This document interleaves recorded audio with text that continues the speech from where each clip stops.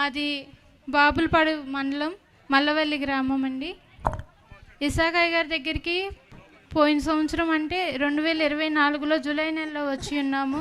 అప్పటికి గర్భఫలం లేదు. నాకు 2 సార్లు అబార్షన్ అయింది. అయ్యగారి దగ్గరికి వచ్చి 3 నెలలు వచ్చి ఫలం తీసుకొని వెళ్ళి ఉన్నాను. మరి అట్టి రీతిగానే దేవుడు నాకు 4వ నెలలో మంచిగా గర్భఫలం ఇచ్చి ఉన్నాడు. అయితే 2వ నెల అప్పుడు అయ్యగారండి నాకు ఇట్లా 2 సార్లు హార్ట్ బీట్ లేక అబార్షన్ అయ్యిందండి అని చెప్తే, ఏం కాదమ్మా, ఇది దేవుడిచ్చిన గర్భఫలము, ఇది నిలిచిద్ది అని చెప్పి ఉన్నారు దర్శనంలో. ఇది 2వ నెలప్పుడు జరిగి ఉంది. 6వ నెలప్పుడు అందరూ ఆడపిల్ల పుట్టిద్దని ఎంతో హేళన చేసి ఉన్నారు. మేము 3 ఆడపిల్లలము.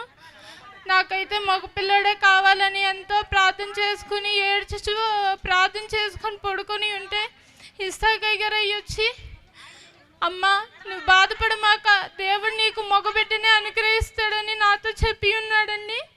చెప్పి ఉన్న రీతిగా దేవుడు నాకు చక్కటి మగబిడ్డని ఇచ్చి ఉన్నాడు.